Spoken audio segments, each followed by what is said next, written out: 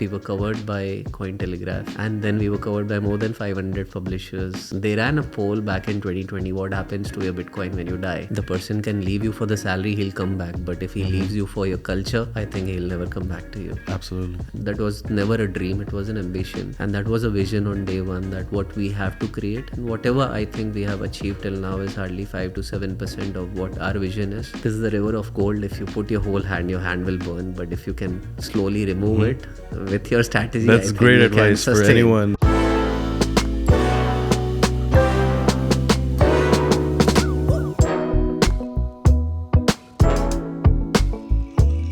Hey everyone, welcome back to another episode of Technology for a Change. This is episode 9, and we've had a great run so far. Today I've got the opportunity to have with us Jeetu Kataria. Hello, Hady. Welcome to the show. He is the co-founder and CEO of a Fintech company based out of Dubai.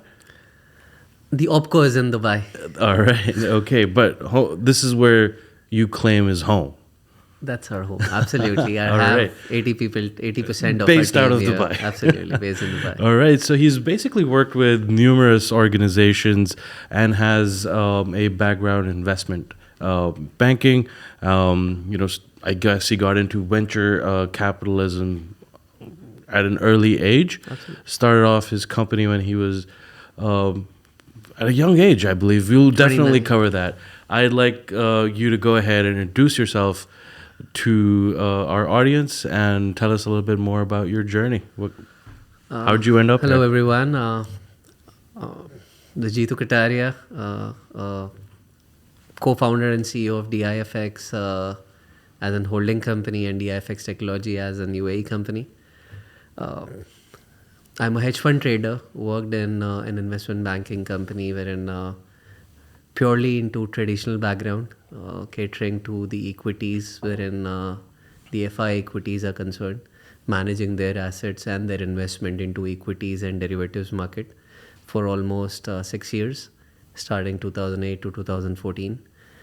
Started my own prop fund wherein we were investing into startups with friends and family as a corpus of $15 million initially back in 2014. All right. We invested in more than 20 companies, took exits in more than 7 companies. 7 companies went burst because it was startup boom at that time. And at that time, the hit ratio was 80%, but successfully we had a hit ratio of 65% in whatever we funded. Got into some niche fintech companies as an venture capitalist for the early stage. Back in 2016, and we funded a company which was niche into bringing out some fintech into financial sectors, financial services. Mm-hmm. And they built a platform which was an arbitrage platform and a trading platform, trading into multiple assets in a single way. And that's where I got in and I invested our own prop fund and slowly and gradually went with the family offices in Middle East. And for almost 2 years, we traded for the family offices in more than 25 different exchanges and different platforms. And finally, there was something missing on these platforms in terms of the trust, in terms of the security. So that's why we went and created our own platform, started in 2019 and finally concluded the development as an MVP in 2021. All right. And here we are. It's a global platform with more than 24 companies across the globe. Wonderful. OpCo sitting in Dubai. Wow. And this MVP apparently has been named or titled the best new trading platform by Entrepreneur Middle East. Yeah, so that was the reason when I was trading on for the family offices and for ourselves as a fund, the main problem I was facing was switching between these assets. If I need to trade in Bitcoin and then I need to hedge my position on either gold or silver or any other asset, I need to switch between the platforms. And that was the real pain. And there were many exchanges at that time, back in 2017 to 2019. The security layers were not good. They were using their own wallet management, which I felt at that time were not strong enough because this tech was new and it was evolving in a stage-wise manner. And that's where we felt we lost some money in few of the platforms which vanished because they got hacked, the intentions were not clear, and because we were managing the larger funds for lots of family offices, we felt the need that we should have a platform which will be an institutional grade only for the institutions and family offices. So that was a mindset, and we started building a platform which will cater all the asset classes in a single platform, with one of the topmost custodian in place, with one of the best KYC providers to do all the AML check, to do the whole, at that time, I think the new thing was blockchain analysis, wherein your transactions, whatever digital assets you're getting on your platform are cleared by all the agencies across the globe.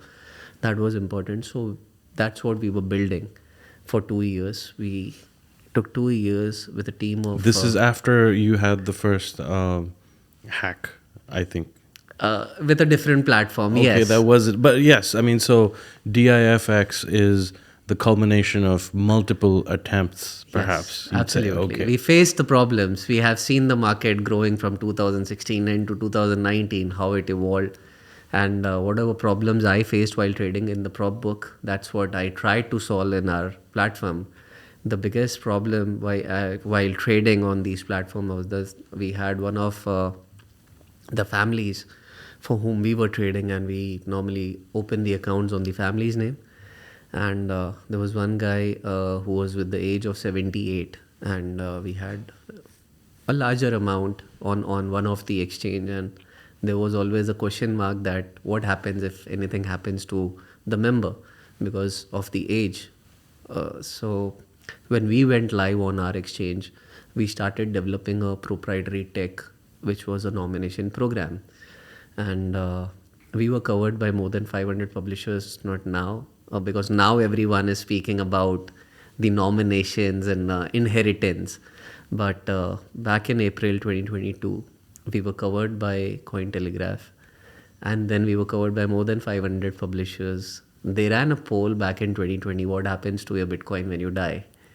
And the answer, they wrote in the article that answering the morbid question, what happens to a Bitcoin when you die? And there is an exchange, which is one of its kind right now, which has this tech on blockchain, when each and every user on day one gets an option to nominate their family members. On blockchain, everything recorded. And if anything happens to them, all the assets will be transferred to them.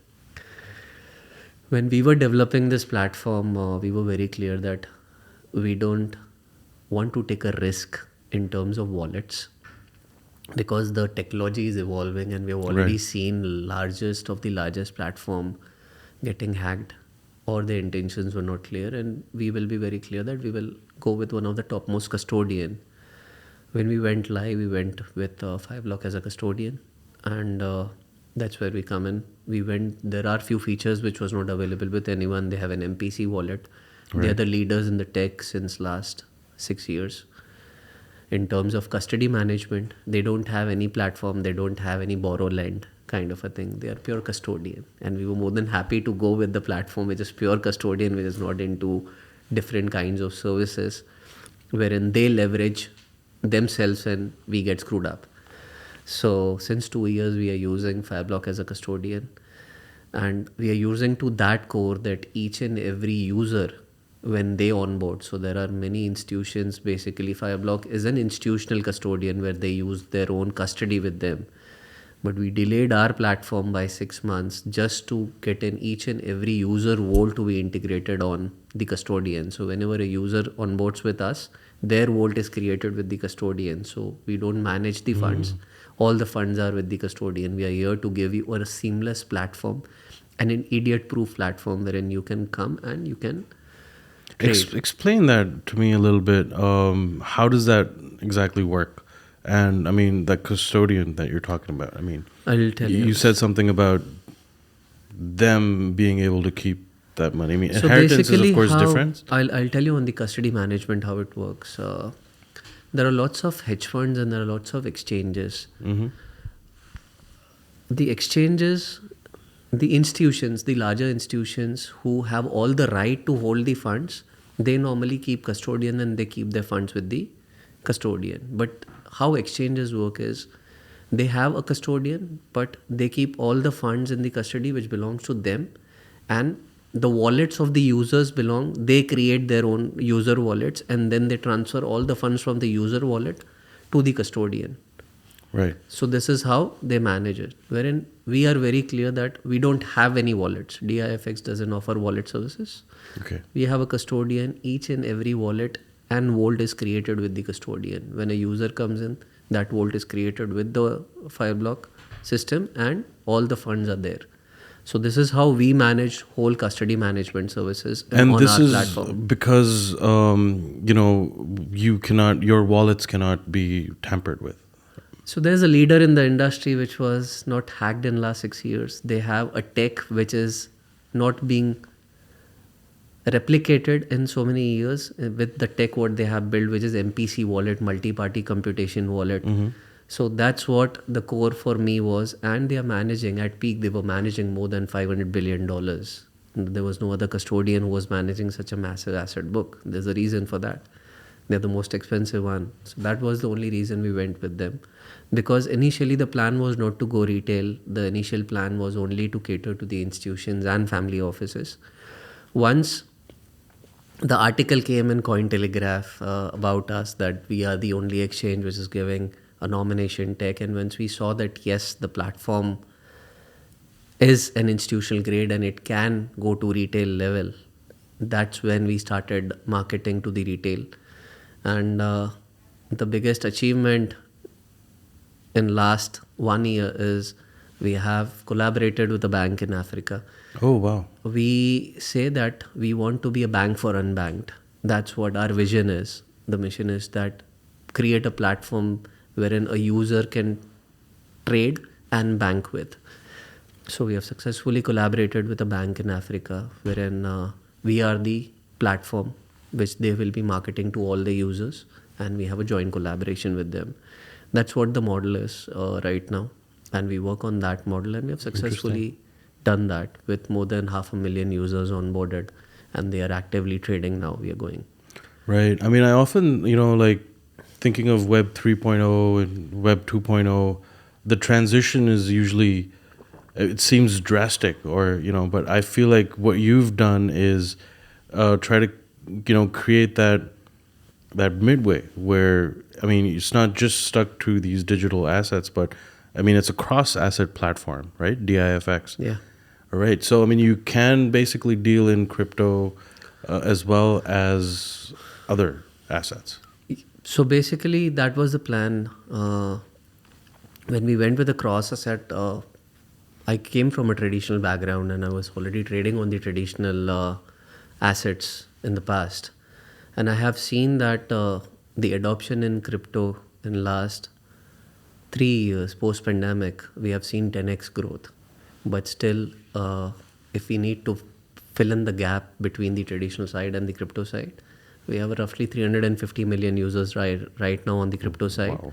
But if you look at the traditional side who trade either stocks, indices, commodities or Forex, Right. you have more than 2.5 billion users who are trading on these assets. To fill in that gap, you need a platform which is a multi-asset and a cross-asset platform. Exactly. So that's what we allow users. Even if you have your crypto assets, you can trade trade in on stock. traditional assets. That's what we give. Interesting. So, you being from that finance background or, been involved in that, how easy was it for you to basically grasp onto tech? Like, what was the first step? Were you looking for a CTO? Were you offering, code for equity?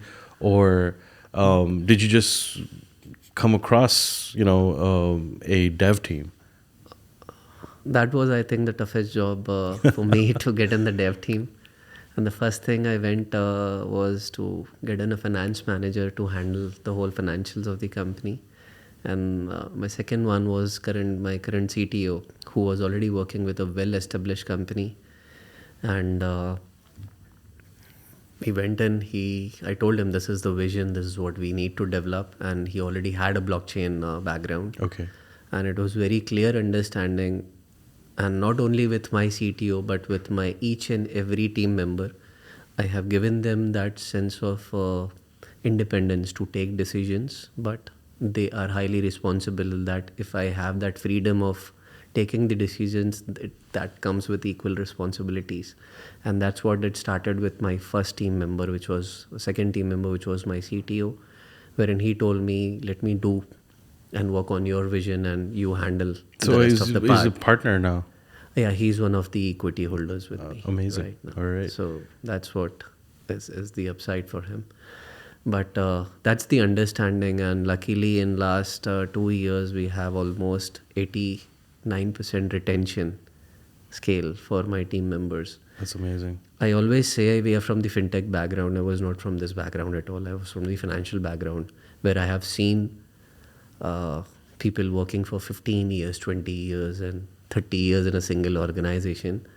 But in fintech, there are lots of switching happening, and there is a war on talent. The way this Oh, yes. industry has transformed Absolutely. in last 3 years post pandemic, I think there is a massive war on talent going on, and the person, if you maintain that culture and bond with your team, that's where you retain them. The person can leave you for the salary, he'll come back, but if he leaves you for your culture, I think he'll never come back to you. Absolutely. And that's what we maintain in our office. All right. If we were to like go back a little for earlier, you mentioned you started gaining interest in this market in about 2016 onwards. But what exactly made you like? Obviously, you've got tremendous experience. You may have worked, jobs. What was that point where you said, you know what, I should build something on my own. I should do something on my own. Where did you sense the entrepreneur in you that got you the best trading platform by entrepreneur? I'll give you a story Middle how I East. got into this space. So basically, 2014 we started a prop fund investing into the 4 sectors we were focused on: education, fintech, FMCG, and AI. And 2015, I was sitting with a fintech company, just taking the interview of a 24-year-old guy. And at that time, he told me about what Bitcoin is, how it happens, because he studied in US, back in India. And that's what I went to niche just to study what is it. And I had my daughter born in 2015. Wow. And when a daughter is born, I think as per our tradition, we go for an asset allocation, that this is what asset allocation will be for her. That's a tradition what we follow. So I went for an allocation, and there was in different asset classes, and my 5% allocation went into Bitcoins back in 2015. That I don't know what will be the future of this tech. So but once she is 5%, 18, okay.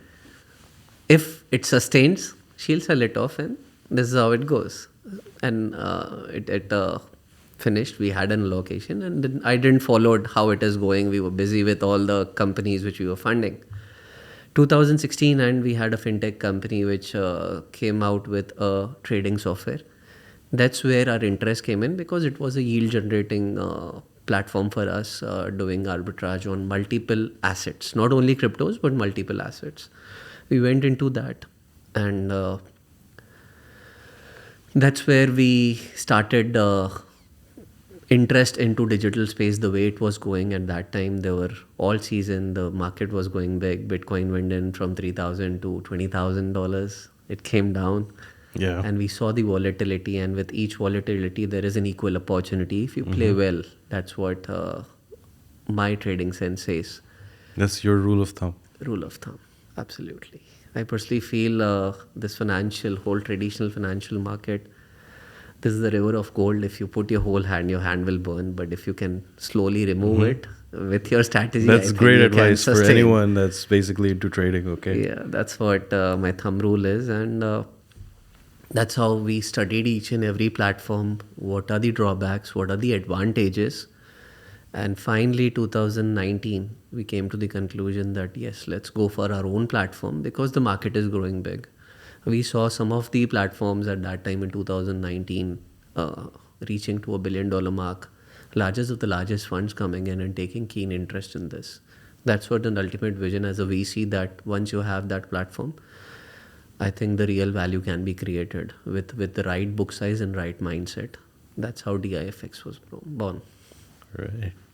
And like, so 2022, how's that this year been so far for you?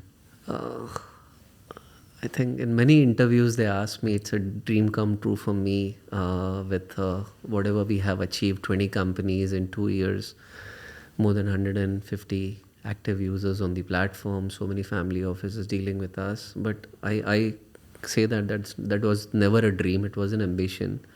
And that was a vision on day one, that what we have to create, and whatever I think we have achieved till now is hardly 5 to 7% of what our vision is, to grow in a right manner, in a traditional way, but with innovations. That what I think is the need of our, we have seen largest of the largest traditional platforms still running since last 20-30 years. And that's where we are heading. We need to grow in that manner, but with the right innovation and right product, which can be lucrative to the traders and the investors both. So it's a mix and match of both, and that's what we are building. The vision of the company was focused on 3 markets: Africa, Asia, and Middle East, and that's our core markets. And you've already got a bank working with We you in already have Africa. 2 banks, yes, in Africa, with whom we will be working, and we are working right now. Amazing. And the ambition is to go big in these region in the right manner, educate people. We are more focused on the education. So when it came to, perhaps writing code for, the prediction, or perhaps must be a lot of machine learning involved there as well. Yes, we have lots of AI. Did you happen to, like, a lot of people actually ask us, a lot of our clients, I mean, yes, the lines of code are basically your intellectual property. Absolutely. It is your source code, but did you have to go and have something patented so it can't be replicated, or do you think that anyone would be able to write those bots? I think in terms of the platform, everybody has its own uniqueness. It's up to us how we patent our technology, and our nomination program was the one which we went for copyright in terms You did, of the okay. concept. Yes, So because we were the first one to come The out first in one to terms come up of with that. tech, what we have built, Right. and that's what our proprietary tech is. In terms of platform, it is all about your user interface, your securities, how KYC AML is done. Right. So that is what important integrations are you do. It was a bootstrap company. Every line of code was written by our team. We didn't do any white label thing. The only white label thing we went for was the custodian, the KYC, Yeah.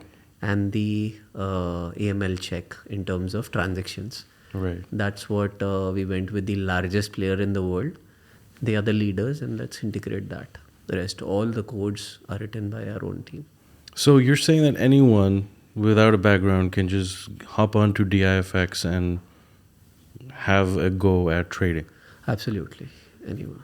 How We are much is already- that? Like, the questions that I'm asking, probably, I don't come from a finance background. I come from design and strategy, more like product strategy, but which hence these questions. A lot of our, clients, or, there's a lot of founders out there that believe that they're not tech savvy, right? Or they're sometimes scared into jumping into it, or they don't have, or they lack the business acumen, the finance acumen, to really understand, how would they go about raising rounds or of funds and stuff, which is why, these questions from my side. So anyone could basically go ahead and start. Is there some sort of assistance from your team? So we Do you have- guys guide them in terms of any consultation absolutely. there? So we have 2 platforms. So basically we have 2 services. One are the managed services for the ultra high net worth individual and family offices, wherein we have a separate team, and we have a virtual asset platform, which is purely an online platform for the users across the globe come in and trade. We have an online academy to educate them what is risk management, how to trade, what are the risk parameters they need to put in.